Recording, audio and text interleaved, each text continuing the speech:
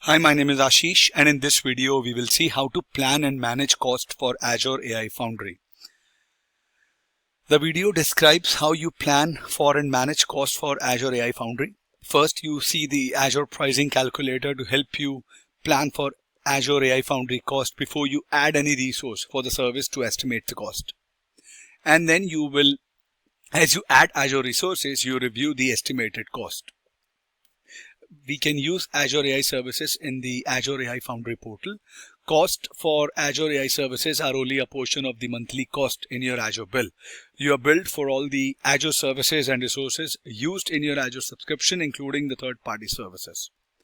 There are some prerequisites. Cost analytics in Microsoft Cost Management supports most Azure account types, but not all of them. So to view the full list of supported account types, make sure that you understand cost management data and look for that article.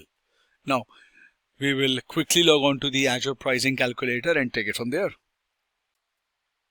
Alright, I'm logged on to the Azure pricing calculator. Now, you select a product such as Azure OpenAI in the Azure pricing calculator.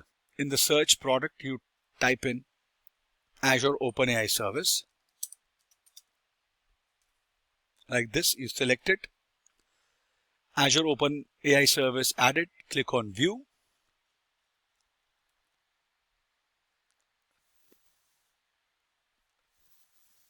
Here it is.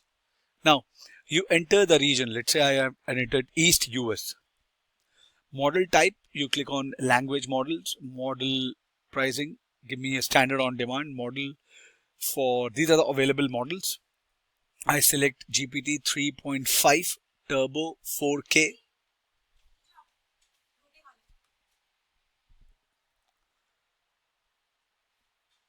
Okay. Oh, you select anything, right? So enter the input.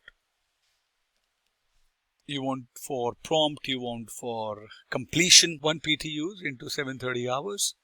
These are the reservations. Pay as you go, or you want 1 month reservation or 1 year reservation. It will decrease the cost. So the total cost is this. You want to go for support, professional direct, $1,000. This is the MC agreement. This is your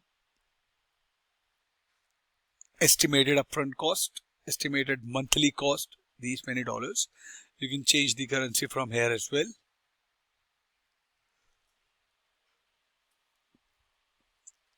And you can select more than one product to estimate cost for multiple products as well. Let's say you have only entered this, right? Now you can, let's say you click on the virtual machines. Select here. It is also added. You click on view. So in addition to this, what you already selected, it will add another product, right?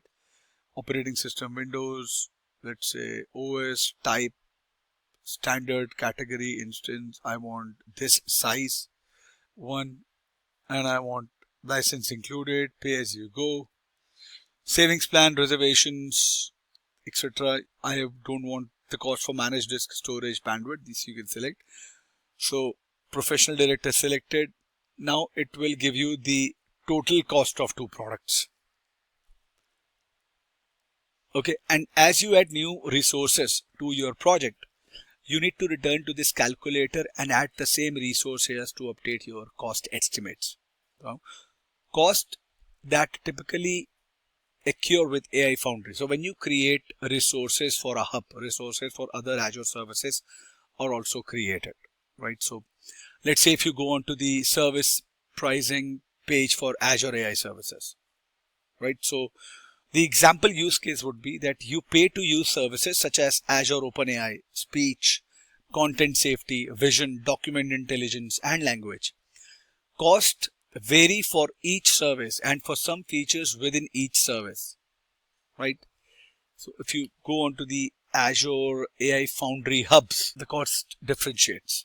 Same way, if it's about Azure virtual machine, Azure Virtual Machine, like here, gives me the flexibility of virtualization for a wide range of computing solutions with support for Linux, Windows Server, SQL Server, Oracle, IBM, SAP, and more. Now, cost might accrue before resource deletion. Now, sometimes you see that after doing a lab or a small session, before you delete a hub in the Azure portal or with Azure CLI, there are some sub resources which are common that accumulate even when you are not actively working in the workspace. Now, if you are planning on returning to your hub at a later time, these resources might continue to accrue the cost. For example, Azure AI search, virtual machines, load balancer, virtual network, bandwidth, right? So each VM is built per hour it's running. Cost depend upon VM specification.